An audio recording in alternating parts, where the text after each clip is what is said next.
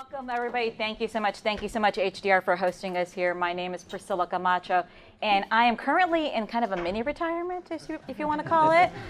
So I had the great privilege of working for the Dallas Regional Chamber as their Senior Vice President of Public Policy for the last 2 years, and I'm making a shift. But Jeff and Ken, you know, when they ask you to do something, you just don't say no. And I was delighted to be asked to moderate this panel, and I'm really excited because most of my job when I was at the DRC was focusing on the state legislature, working with our state legislative representative and our senators and ensuring that our agenda was premier in their concerns and what they were looking at and what they were voicing when they were out in Austin. And so I'm really excited to be here. I wanted to do a little bit of level setting on just kind of the district, because I'm sure many of you, actually, raise of hands, how many actually live at HD 108?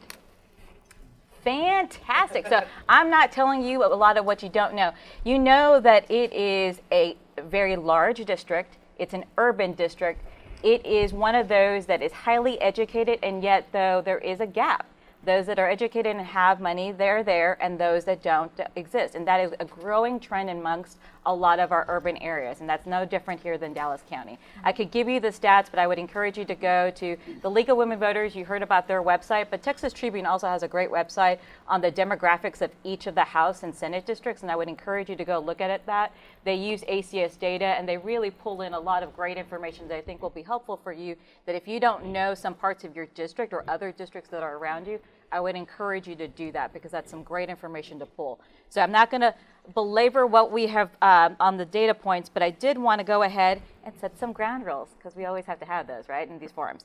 So the goal of this Texas District 108 candidate forum is to create a civil environment of mutual respect in which the candidates have the opportunity to communicate clearly, and audience members will have the opportunity to learn more about both the issues and the candidates. And I will tell you that you will have an opportunity to ask some questions. So I promise you I will leave that time in there. For the candidates, respond directly to the content matter and the question posed. Direct your answers only to the moderator and attendees. Do not engage your fellow candidates. Refrain from referencing other candidates' past statements or voting records. We want you to use your time to allow those present to learn about you, not your take on your opponent's issues.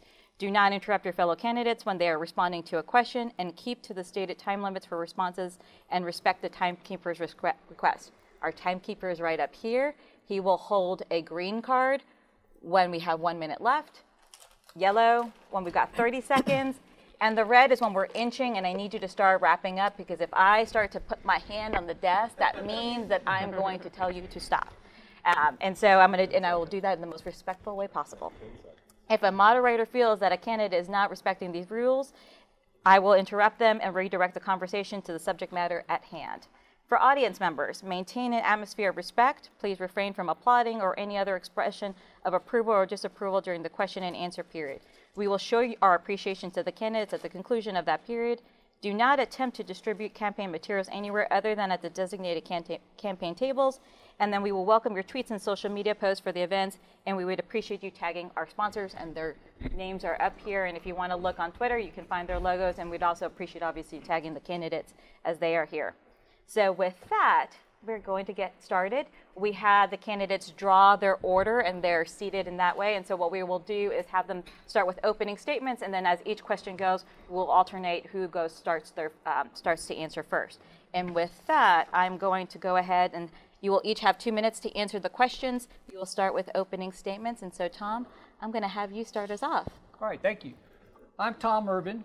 I'm a Democrat, a precinct chair, and a small business owner. But most importantly, I'm an HD 108 neighbor who's running to represent the district and the people in the Texas State House. We've been running a people-powered neighbor-to-neighbor campaign for over a year now. For the past 3 years, I've now knocked on over 8,000 doors and had thousands of conversations with our neighbors to help elect Democratic candidates up and down the ballot in 2018 and now for our campaign. Dallas is my home. I've lived here for over 30 years. Before that, I was the first in my family to attend college and graduate from college. I graduated from the University of Alabama with a BS in geology, a minor in math. Here in Dallas, I earned an MBA from SMU. I met my wife, Terry.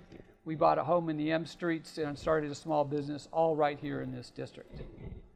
Now, for us, because the grassroots effort is not just a campaign strategy, but the best way to actually listen and learn from our neighbors. We have a strong sense of vision and values in this community. What we hear from our neighbors is that many are struggling to pay their property taxes. Parents cannot afford to pay for childcare. Many children do not receive a strong quality education, and the city of Dallas is now challenged with a growing homeless population. But what I also hear is hope and a strong vision for the future. That vision is going to include strong public education, Medicaid expansion, affordable, accessible health care, a public option for child care. It's going to common sense. It's past time for common sense gun reform to keep our families safe. We need equal pay for equal work, and we need to make sure that that includes all races, gender identity, sexuality, and all zip codes. Thank you for coming today. Let's get on with it. Joanna. Well, thank you all so much for being here today on a blistery day. My name is Joanna Cattanach. I was proud to be your Democratic nominee for the state representative seat in House District 108 in 2018. I want to thank the Chamber for hosting this event. I became a member of the Chamber about 2 years ago, and today I got a phone call from your membership coordinator reminding me I needed to renew, so I will get on that. Kudos to her for doing that as well. Thank you to Richland Student Media for recording today. As many of you know, I am a journalism professor. I have students that do just this, except at a different campus, so they are getting a little bit of a pass today, a delayed start, so that I can be here instead of having them hear me lecture about journalism. Today, though, I'm excited to talk about the priorities that are in House District 108, the importance of flipping this state house seat. As many of you know, we're 9 seats away from flipping the Texas State House. That is very important ahead of redistricting. We have a lot of concerns in this district. They include property taxes, they include health care, they include public education, they include making sure we get an accurate census count, but more importantly, they include making sure that we elect the right candidate for this position, and I'm proud to be able to sit in front of you today and talk about those important issues. Thanks so much. Shawn. Great. First of all, I want to thank the Chamber, and I want to thank HDR for welcoming us today. I also want to thank all of you. I think what we can do that would most benefit our state government is to have more civic engagement, and I'm sure that my two candidates to my right would agree. To the extent you get engaged in our state government, we'll have more responsive government and a government that works for all of us, and that's a lot of the theme of my campaign. As for myself, I'm a fifth-generation Texan. I grew up in Ervin, was fortunate enough to have a strong enough public education to win a scholarship to SMU. After that, I worked for Goldman Sachs, went to graduate school at Northwestern, and then came home in 2001 and started a small business. And like so many of you who have been entrepreneurs, that was a very difficult time in which to start a company. Our first client was signed up a week before September 11th. So it was a really difficult process to gut it out. But 19 years later, I'm very proud of the success that we've had. In those 19 years, through all the various economic cycles, we've never laid off a single employee. We provided health care to 100% of our workers from the day we started till today, and that includes paying for all their health insurance premiums. And I'm proud of the firm that we built. But more importantly, I'm running because I believe Texas is at an inflection point. And over the last 20 years, many of us have benefited from the strong economy. I know I have. But I think that's come at some cost, because I think we've underinvested in our future. And when I say our future, I really am talking about our kids. Because we've had this chronic underinvestment in education and healthcare, I believe we're at an inflection point in our state. And over the next 10 or 20 years, we can either go the way of Mississippi and Alabama, or we can do better and invest in our children and have a strong workforce and compete with our peer states like Massachusetts, Virginia, Minnesota, and Washington State. So that's why I'm here, that's why I'm running, and I look forward to talking with you about the issues today. Wonderful. Well, thank you all for your opening statements. And so I'm going to start off with a topic that really dominated the 86th legislative session, and that's education.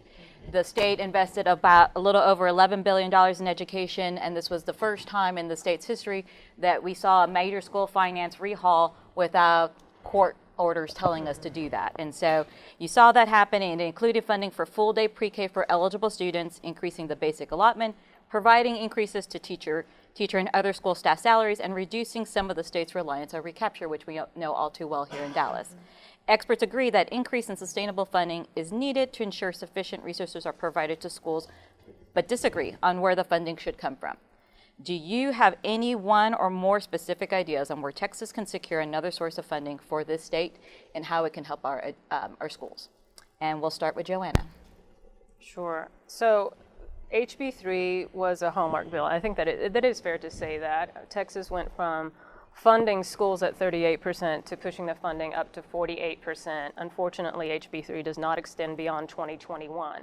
So we have to go back into this next legislative session with this in mind. This was a bill that got us through another re-election cycle and definitely offered funding for pre-K, which is absolutely needed, and it's something I think this chamber and I support. I have a student in pre-K. Mine is a 4-year-old, and I understand the importance of that. Really, the state needs to be at 50% funding. Really, that reliance cannot continue to be on the backs of property tax owners. We really have to be able to look at what is the taxable income, and that includes corporate taxes, and making sure that we have and can pass equal and uniform. It's difficult to talk about public education if we don't equally talk about property taxes and about funding mechanisms and about auditing to see where is the funding going with regards to public education. And we need to have in that discussion also a discussion about charter schools in Texas, which are direct competitors to public schools. In this district, they are direct competitors. So I think we have an opportunity to do a few things. We need to look at where our funding is going, number one, and where the connection is with property taxes and corporate taxes as well. And I believe that they did look at that last session as well. Shawn? So I applaud this initial effort, and I would characterize HB3 as a first step, but I do agree that because it's temporary funding sources, it's concerning for our future. And you just heard me say that I think our biggest challenge as a state going forward is to make sure that we invest in our kids. And so that will require a tax system that works for the future. There is an over-reliance on residential property taxes in this state. And there are numerous challenges with that, but I think more than anything, it's not sustainable. So your question, Priscilla, was what can we do to find alternative revenue sources? I would cite a couple of examples. Currently, there is an inequity between residential and commercial property taxes because those property tax values, when a commercial sale occurs, are sealed. Often they're not appraised at the appropriate value. That's not as true in the residential side. So we need to make sure that there's equitable taxation of both commercial and residential property. Secondly, our state has what is called a franchise tax. It's a tax that I pay as a small business owner, but it's certainly not broad-based. And one of my concerns is that as we look for alternative revenue sources, we need to have a fair system of business taxation so that businesses across the state are equitably taxed. And right now, essentially, that burden falls on professional services firms, which is a very small slice of our economy. So if we want to talk about alternative revenue sources, we need to make sure that that's more fairly applied. Finally, our state has over $250 billion of outsourced service agreements, and that's a staggering sum. So if you just take the average amount of profit for any company, call that 10%, private companies are earning $25 billion through these contracts because the state has essentially outsourced all of our key functionality to private companies. So this is a much larger issue than I can address in 1 minute, but that is where we can find substantial savings, revisit all of those contracts. Almost none of them have performance standards, none of them have accountability, and that's where someone with a business background, I think, can be very effective in the legislature in making sure that our tax dollars are well spent. Tom? So HB3 at least showed that money matters when we talk about public education.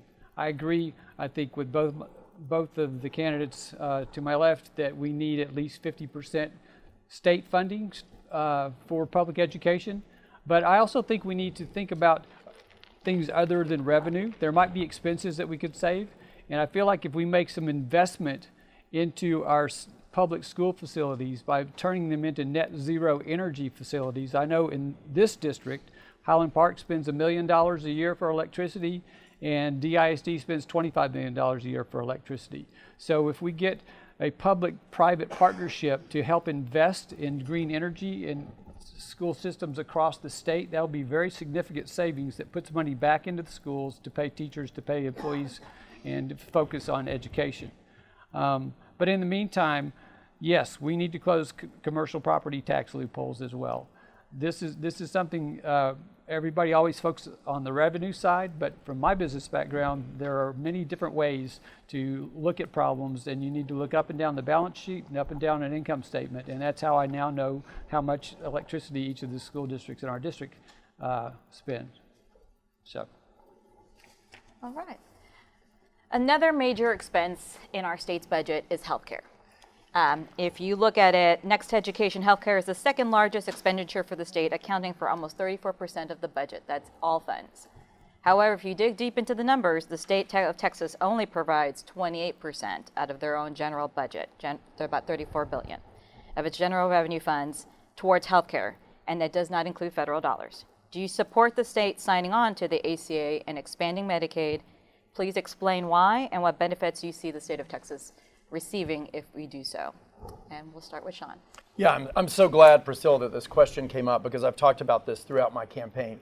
So the Dallas Chamber, I believe this chamber, the Dallas Citizens Council, business groups across our state have lobbied Texas to stop making the foolish decision to opt out of Medicaid. And it's incredibly costly to us. And I'll put it in simple terms. All of us, if we have a job and pay federal taxes to Washington, where a portion of those dollars, of course, go for Medicaid, but we don't reclaim those dollars. So we're leaving literally, 16, 17 cents on the dollar in DC that Texas doesn't reclaim. Because we haven't reclaimed those dollars, when indigent Texans without health care need those services, where do they go? They go to Parkland. They go to our county hospital. We pay property taxes to support Parkland. So essentially, everyone in this room is being double taxed because of the illogical decisions of the Republicans in control of the state government. And I just posted something on this the other day. If we would reclaim our Medicaid dollars, it would cost the state around $1 billion to administer that, but we would receive $10 billion from the federal government. So it's a 10-to-1 return on our investment. It would significantly reduce the expense of our county hospitals because we would reclaim those funds. It would ensure potentially 1.5 million Texans at least with just those Medicaid dollars. So it's a moral issue, it's an economic issue. This is the only way I think that we should approach solving the healthcare crisis in Texas, is to make sure that we reclaim these dollars. And I've said from day one, if we can't get all adults in Texas insured, let's at least make sure that every child in Texas has health care. There are 835,000 kids in Texas without health insurance. That's not terribly costly to broaden our insurance to cover all of them. Healthy kids learn in the classroom, but unhealthy kids unfortunately can't. So I think it's the right issue for education, it's the right issue economically, and it's certainly the moral issue to do. Tom? So I'm going to thank Shawn for covering all the statistics on that issue. You did that very well. We absolutely need to advocate and support Medicaid expansion in the state of Texas. We leave $5 billion plus a year out of our Texas healthcare system by not accepting it. Medicaid expansion is good for business. It's good for the community. One thing that we don't talk about when we talk about healthcare in this state is the social determinants that are behind why we aren't as healthy as we can be. That transportation, so that you actually have access to get to a healthcare facility. Poor nutrition in certain areas, not some areas of our district, but certainly many areas in this city. Those things are also part of the healthcare problem that we have in this country. We need to make sure that we in Texas are a leader in making changes that are positive for the people in their everyday lives. And so we need to focus on the social and the economic policies that continue to leave so many people behind.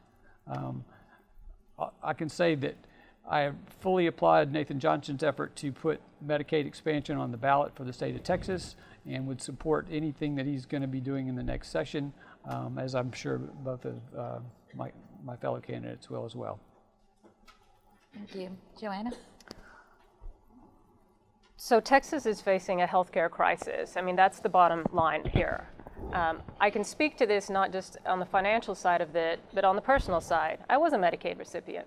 I was a child in the foster care system in Texas, and every single child in the foster care system in Texas is under Medicaid. It is the best investment that you can make, is to make sure that children in the state of Texas are healthy.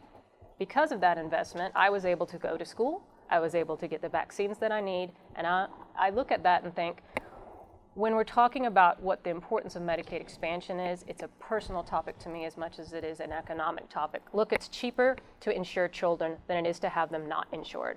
It's smarter to make sure that women who've given birth have a year's worth of Medicaid coverage so that they do not develop an illness, or that we do not add to the maternal mortality crisis that we also have in the state of Texas. The Houston Chronicle came out with a statistic yesterday. Texas is set to lose $11 billion because of Medicaid restructuring that the federal government is intending to do. For the Houston Hospital District, that's $500 million expected loss.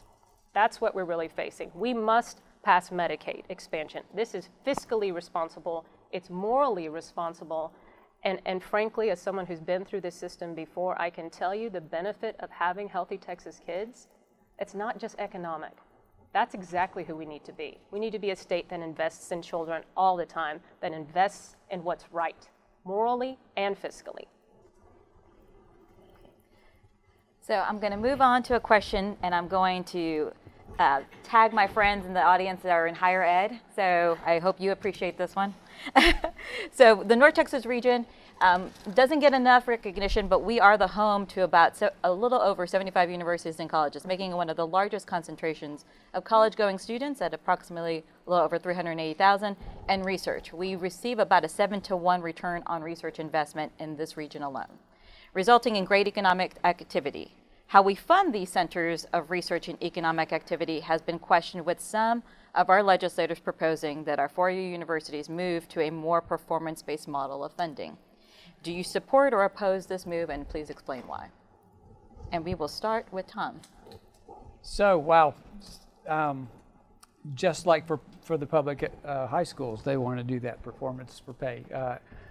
I'm not sure how you truly judge the performance of not only a high school, but a institution of higher learning. You know, education is such a subjective field. My wife was a teacher for 17 years, so I have a great appreciation for when you try to evaluate teachers, when you try to evaluate institutions. So I would definitely not support that. You bring up the fact that we have that many institutions of higher learning around here. Before I really started the path down being a candidate, I used to think that what Dallas County could be was a center for healthcare for all, because we have 7 major institutions right here that could help us figure out how to start down that path. We also have very large corporations, and I feel like we could actually have healthcare for all in Dallas County if we all work together as a community. It's not the answer on where we're going to get funding for higher education, but I definitely would support not tying performance to receiving it from the state.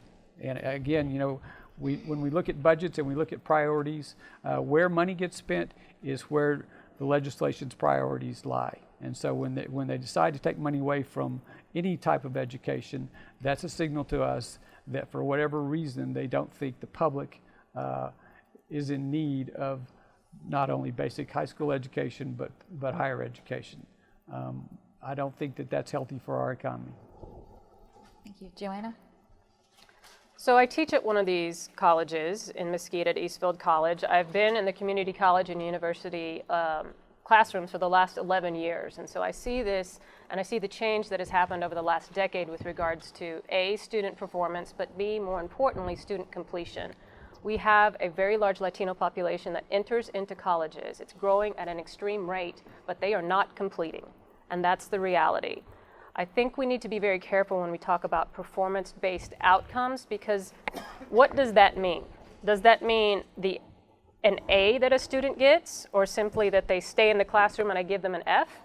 Or does it look like what we see at Northlake College? They have a large construction program. We have an extreme construction need in this city, and we have a lot of students that can enter to these certification programs and leave before they finish because they already have a job.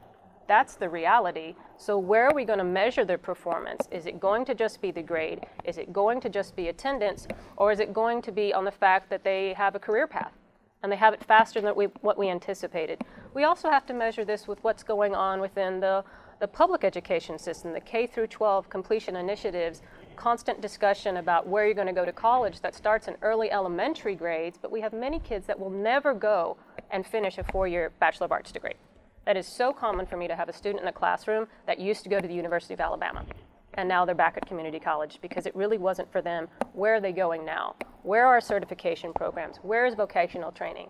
One of the things that the colleges have done is invest in early college high school programs. We have a huge investment there, and that is such a good idea because we have these kids leaving and graduating with not only a diploma, but an associate degree as they leave at 18. That also gives them 2 full years of college already. So when they transfer out to the University of Texas, they don't have to pay for those first 2 years. That's huge. Shawn? And Priscilla, your question was about research dollars, right? So I'll read that last part. So it's with regards to the actual funding. So moving 4-year universities more to a performance-based model of funding, do you support or oppose this move? Got it. Okay. One of the I wanted to mention this because my ex-wife was actually on the faculty of UT Southwestern for 14 years. And part of the ranking on the priorities funding for the medical school systems is based on performance. So it's very much tied to this issue. And I asked her about this, and as someone who was on the faculty and now runs the pediatric endocrinology program at the University of Arkansas, Little Rock, she said that when we prioritize medical school research funding by performance, what we really are doing is leaving out smaller institutions that don't have the critical mass to win all the rankings and awards. So I am really concerned about that. And that actually is a topic in the legislature where we're allocating research dollars based on which institutions have historically performed best. I would say more broadly, as we look at university funding across our state, I don't support forced ranking universities for state funding. All of them serve a critical mission, different types of students. Students who have remedial needs need just as much support, if not more, than students who might rank in the top of their class at a higher ranked university. So I do not support forced ranking universities across the state for state funding. I don't think that's the appropriate way to do it. Okay, thank you. And apologies for the technology interruption there, but it also reminded me that you can ask questions. And so we are going to have time for audience Q&A. If you have written down a question, please make sure Jeff will take those. He's going to make sure that there's no duplicates, and then we'll go ahead and probably ask 1 or 2 before we finish with today. So now moving away from education, going to take us down the road of more traditional economic development. We are chambers of commerce. We have a lot of business leaders here. And absent, as we've talked about before, absent an income tax, Texas heavily relies on property taxes to fund our schools and our local governments. In order to attract capital investment, local communities utilize a variety of tools. One of those 2 tools is what is known as Chapter 313 agreements. Chapter 313 agreements allow new investment to qualify for a temporary limitation on taxable value of the project, and these are utilized by our school districts. Companies invest new capital in an area through building or installing property in exchange for a limitation of up to 10 years on taxable property value for school district maintenance and operations tax. In order for the project to qualify, there's several qualifications, including generating a greater amount of taxes than the amount of benefits it will receive. These type of agreements are set to expire in September of 2021 unless reauthorized in the next legislative session. Do you support retaining this tool? Please explain why or why not. And we will start with Joanna. You know, I think that we have to say that this is something that we should be supporting. I think it's important to realize that how we are able to fund these public schools really does rely heavily on our ability, on any school district's ability for taxation. I mean, this is a reality. Taxes help fund public schools. Right now, as we speak, members of my own school community are in front of the DISD school board because we are discussing bond proposals that are happening within the school district. DISD is set to pass the largest bond proposal in Texas history. I don't know. It's quite large, and our school somehow ended off the list after being put on the list. So this is the reality that many in our neighborhoods and in District 108 are actually facing. We do support our public schools. We want them to get the funding that they need, and we need the ability to do that. Now, we need to be able to do that smartly. Think about where we are in House District 108. We have some of the highest property values, not just taxable, but we do have valuable property, and that's a real reality that we have to be able to look at and see, you know, what can we do to help fund the schools? We know that taxation is a way to do that. Can we do it smartly? Can we do it in a way that respects the community? Can we do it in a way that is fair? Can we do it in a way that makes sure that those tax dollars actually go to the public school and don't end up in some ambiguous general fund that we don't see those on? That's important, and I think that's where legislators really do come in, that we do have to have someone in there that is saying, if we're going to pass this, where are we coming Where is this coming from? Are we making sure that we're funding these schools properly? And are we respecting the local control that is within those communities as well? Thank you. Shawn? So I absolutely support extending this for that very reason, that this really is a decision that local school boards should make, and I don't think the state should take away that tool. So I think it's very important that the state continue to allow local districts to make those decisions that are best for their students and the taxpayers who support them. I think this larger issue with local control is one that's very concerning to most of us as Democrats. We've seen the state over the last several sessions usurp local control in a number of ways, including property taxes, where they put caps, artificial caps on property tax increases that are very difficult for certain cities to adhere to, including in our own district. Highland Park, for instance, is a zero debt city. So they fund capital projects up and down based on need in any given year. That might require an 11% increase in one year and a 5% decrease the other because they don't have a capital project. Because of the state's property tax cap, it's actually forcing Highland Park to consider for the first time in its history to go into debt because of the caps that the state has put on it. Local control is an issue that it touches us in many different ways aside from just taxation. Obviously, there are ordinances to protect all types of people, including my community, the LGBTQ community.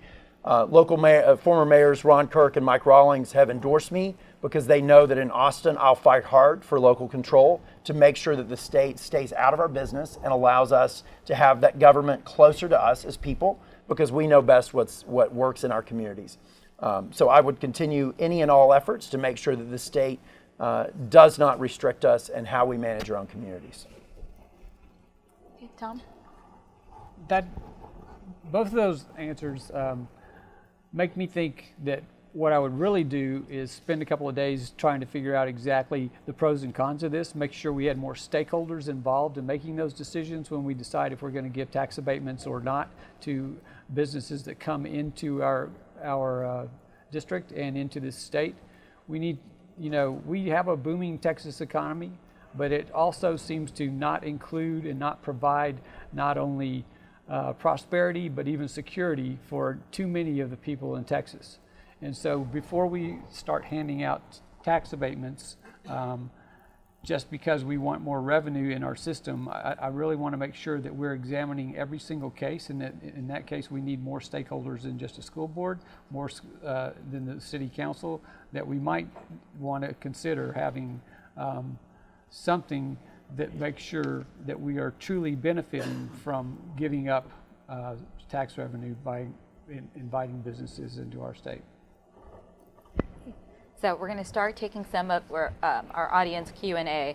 And to the person who wrote this, I'm going to tweak it just a little bit, but I'm going to keep to the spirit of it. So there is a growing sentiment that whether it's the Democrats or Republicans, partisan politics has been controlling too much. We've heard that in Congress. We've heard that a little bit in the state legislature. Wanting to come back a little bit more to the middle. House District 108 is one of those districts that is really kind of in the middle when you look at the polling data of the last couple of election cycles. Do you believe or agree, and how do you feel that you would be able to counter the strong far-right Republicans in the House? And I'm going to go ahead and let me make sure I got this right. We'll start with Tom. How do you think you'll be able to bring a balance and work with those who are too far to the right? I think my background in business, the fact that I'm used to looking at problems from multiple perspectives, that started all the way back from when I was working as a geologist. You always try to gather information, have as much transparency in the process as possible. So I feel like I've done that for my entire career. Basically I've been a part of bringing two parties together to find solutions and get a contract signed, close a deal. That's how I feel like we can truly come up with solutions that make sense for all of us. I keep talking about my idea to turn public school facilities into net zero energy. That sounds like something that people on both sides of the aisle should really agree on, because it's going to make our state greener and it's going to save money in schools. So I really just feel like it's a matter of being able to listen and learn. Basically for me, it's going to be like block walking in the state capitol instead of in our neighborhood, to go up and down the aisles to make sure that everyone's involved and that we truly hear the different perspectives that are needed to solve problems. Joanna? So one of the things I think that's important to understand is to really understand where the background of our candidates are really at. So I am living in Dallas now. I'm proud to be a Dallas resident. I'm proud to have my kids in public schools here, but I'm originally from Blum, Texas. In the Texas State Legislature, there is a red and a blue issue, but there is an urban and a rural caucus too. There is a lot of differences of what's happening in this state with regards to where you are. I did grow up in Blum, Texas, and I think I understand the rural Democratic mindset that is really similar to what we see in the Republicans in this state. Most of my family is Republican. I say that proudly. I love my mom, but I don't agree with her. At Thanksgiving, it can be tough sometimes. But I think you need to understand that when we're talking about what's the ability to reach across the aisle in the state house, you have to be able to go and say, here's where I am, here's where you are, where can we be? Because please understand the healthcare crisis we're talking about in Dallas, the rural hospital closures are a very big impact in these communities where you can't find a doctor for 200 miles. And we need to have someone in there who has that diverse experience of background, who has that experience of being able to stand in an urban community but understand what a rural community is going through, to be able to say, I am proud to be Mexican American and Latina, but I'm also very proud to be of Irish heritage as well. I understand what it is to be the diversity of this state, and that is very much a part of the legislature right now, and being able to come in not with a fist but with an open hand. And that's how I want to be able to reach across the aisle. And I think that's how we can be effective. And frankly, I think that even in our last election, what we saw with the crossover Republican vote is an electorate that's willing to say, hey, that's a different kind of Democrat. That's someone who I can trust. She appreciates her public schools. She understands what taxation is doing here. And I think that's what we're going to be bringing to the legislature. Shawn? Yeah, definitely this is a district that people would regard as centrist. It includes downtown, uptown, East Dallas, Park Cities, parts of Preston Hollow, Greenway Park. So if you think about that geography, it's people who are, I believe, much more focused on pragmatic solutions and problem solvers than any necessarily a political party. And what I've said is that I think to work effectively in the legislature, you've got to find ways to appeal to people's common sense and understand where we all share the same values. For instance, the most controversial issue I think facing our state today is probably guns, because there's such deep seated feelings on that issue, and it is really difficult. However, every Texan wants to keep our kids safe. Every Texan wants to be free from gun violence. Nobody wants those things. So I think you've got to start with that basic understanding that we're all people. We care about the same things. It's not ideological. When I mentioned what I did about outsourcing in our state, $250 billion of private contracts, this is an issue that Republicans embrace as much as Democrats because it's our tax dollars. That's not a partisan issue. Wanting our dollars spent well and appropriately accounting for them and having appropriate performance standards really isn't a partisan issue. So my mentor in politics is U.S. Senator Kyrsten Sinema, who I've known for a long time. She's always been in the minority and continues to be in the minority in the United States Senate. And Kyrsten's always been effective. And what she's always encouraged me and what she says to people all the time is build relationships, build friendships, and find areas that are not partisan, where you can succeed for the people you represent. And that's exactly what I would do in Austin, whether it's children's health care, which again, I don't view as a partisan issue. Gun safety shouldn't be a partisan issue. Accountability and transparency in how we spend our tax dollars, that shouldn't be a partisan issue. I think it's approaching the other side with a willingness to listen and then work hard to get things done that honestly we should all care about. All right. I'm going to ask one more question before we do closing statements. And so something that has come up in just about every session is services provided to those individuals who reside in our state who are undocumented. And so whether it is providing, which we constitutionally have to provide, K through 12 education, or the fact that Texas provides the ability for those individuals to qualify for in-state tuition or healthcare, there is a lot of questions. There's a lot of people wanting to know specific data points. And so the question from the audience is, where do you stand on that issue? And do you have any specific ideas of what else, how we can deal with services provided to undocumented individuals who are in our state. And we will go ahead and start with Joanna on this question. So this is an important question because the state of Texas we're not just talking about what can we do about protecting those that are undocumented in this state. We have to be able to talk about as well what the state of Texas has also done to really, I think some ways target that. One of those bills passed in 2017 was SB 4.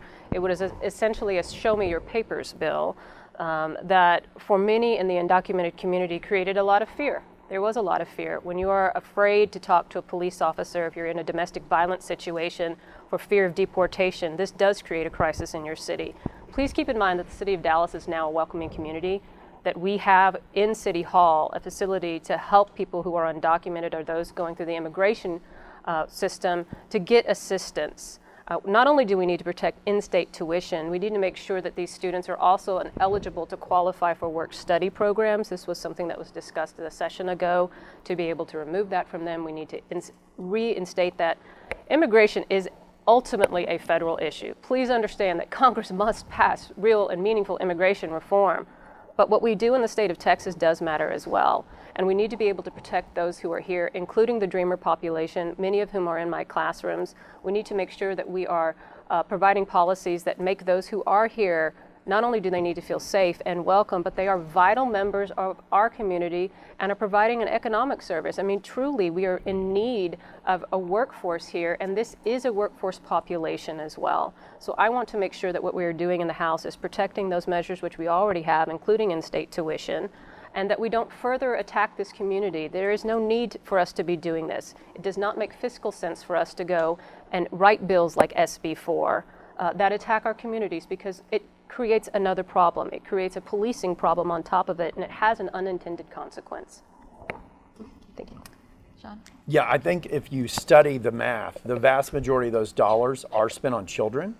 So children aren't illegal by definition. Children either were born here or came here, and we have an obligation in my mind to care for them both in schools and in healthcare, and I've said that many times through the campaign.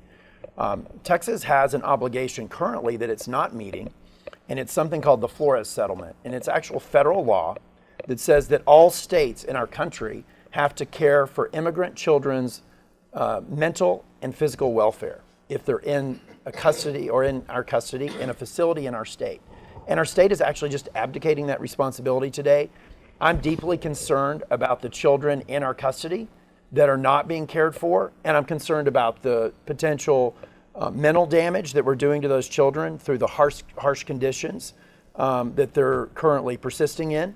So our state really needs to step up to its responsibility, and it's a federal responsibility that unfortunately the administration is not prosecuting. But the state really has an obligation to care for these children. They did not get here through their own choice. They came here because someone else brought them here. And I think we have a moral and a logical, ethical obligation to care for these kids, and we're not doing so today. So I would encourage my fellow legislators to start adhering to our responsibilities under the Flores Settlement. Tom? For me, this is a fairly simple answer. If you're a law-abiding citizen to be or resident, I think you deserve to share in the public services that we have here in Texas. You're here working, you're here paying into our tax systems, so it's as simple as that. I think everybody that resides in the state of Texas should be eligible for public services. Okay. Well, I think we're done, and so I'm going to give everybody 2 minutes for closing statements, and then we'll go ahead and wrap this up. But this has been a great conversation, and I appreciate all three of you taking the time to be here with our members. So, Shawn, I'm going to have you start us off with 2 minutes for your closing statement. All right, thank you. Again, thanks everyone for being here today. I really appreciate your interest in what we're doing. It's incredibly important that we have the best representatives in our legislature. Just to back up a second, we're structurally set up in a way to fail. And the reason I say that is we're governed as we were in the 1860s. So to have a state with the 11th largest economy in the world only be in session a few months every other year is very atypical. And the governor and the lieutenant governor and the Republicans in our state say we don't like big government, so that we don't want to have a large full-time legislature. I want to start a conversation over the next few years with people across Texas Because the reality is we have a huge government. We just outsourced all of it to private companies. And those companies are unaccountable. And when you add the fact that we're spending $250 billion of your money in outsourced services, this state has no limits on campaign contributions. So think of that for a second. Any of you could write any of us $1 million check today, and it's perfectly legal. And then you consider, finally, that the lieutenant governor is disbanding our oversight function. It's something called the Legislative Budget Board. For someone like me, this is deeply troubling and concerning. And so I would ask all of you to get engaged, to care about what happens in Austin, to make sure that our dollars are well spent, to make sure that our state is looking at our future, which is really our children, to make sure that we have the best schools possible, we have access to quality health care, that we provide all the rights for local government to control their own destiny, and we treat every Texan with dignity and respect. That's why I'm running. I believe we have a chance to change the course of Texas. This election is incredibly consequential.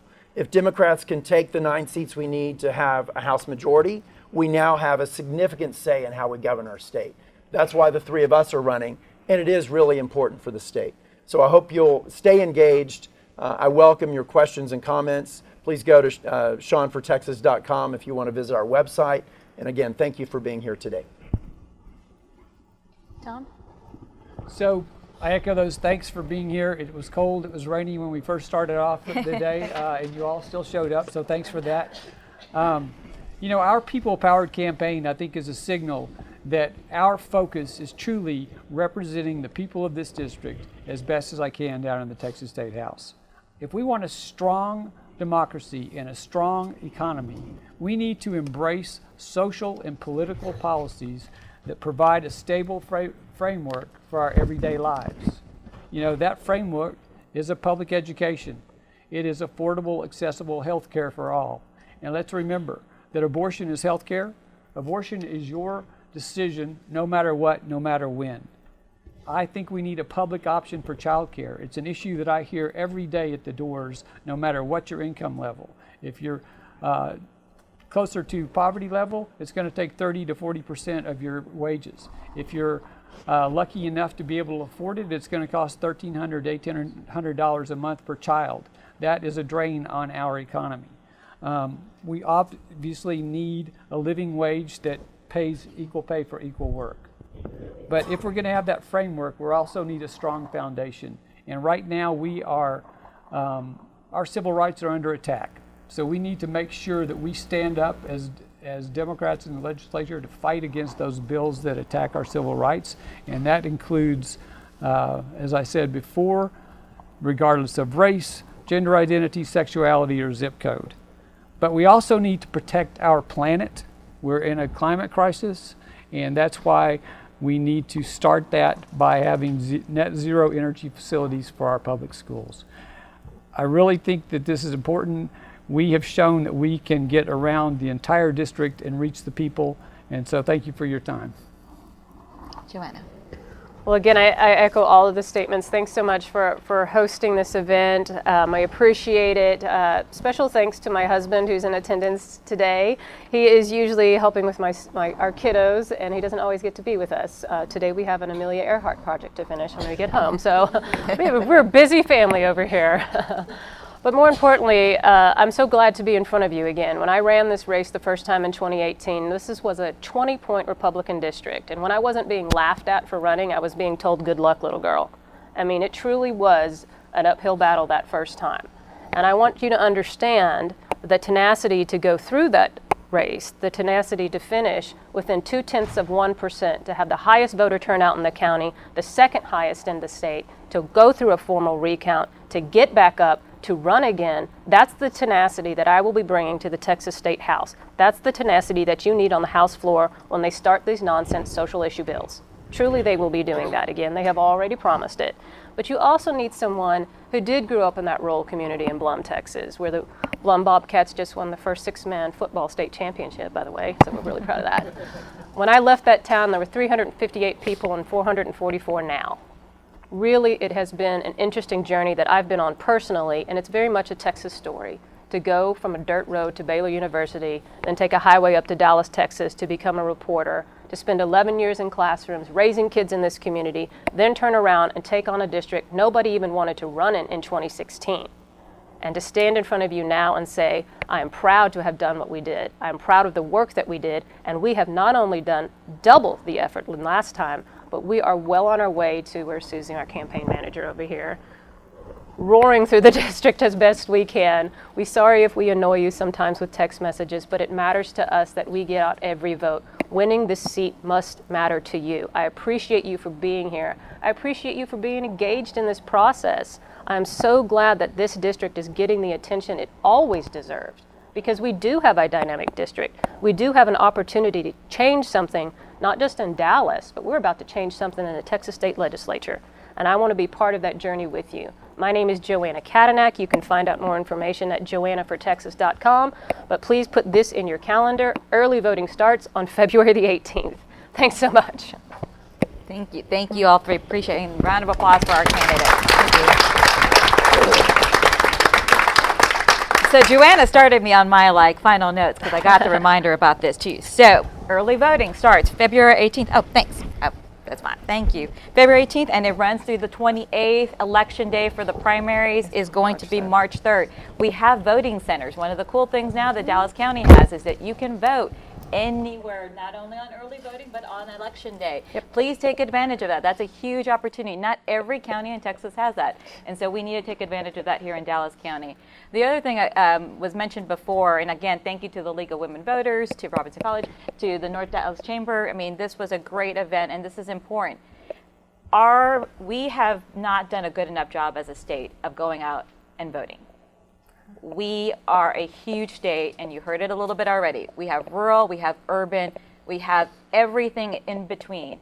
We need to get out and vote, but we also need to learn about the candidates.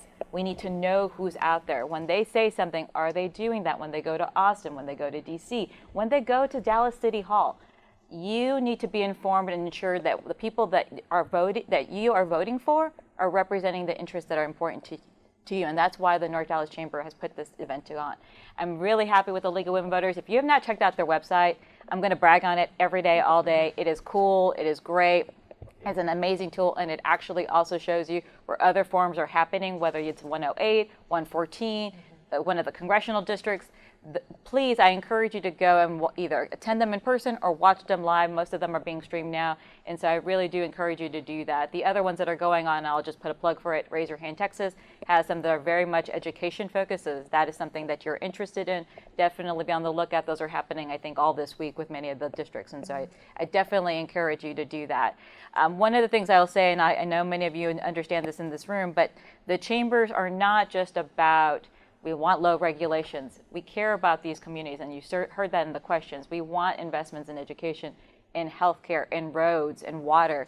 We need to make sure that our infrastructure, which is our people and the things that we use every day, are strong, and who we send to the Texas House is vitally important to that.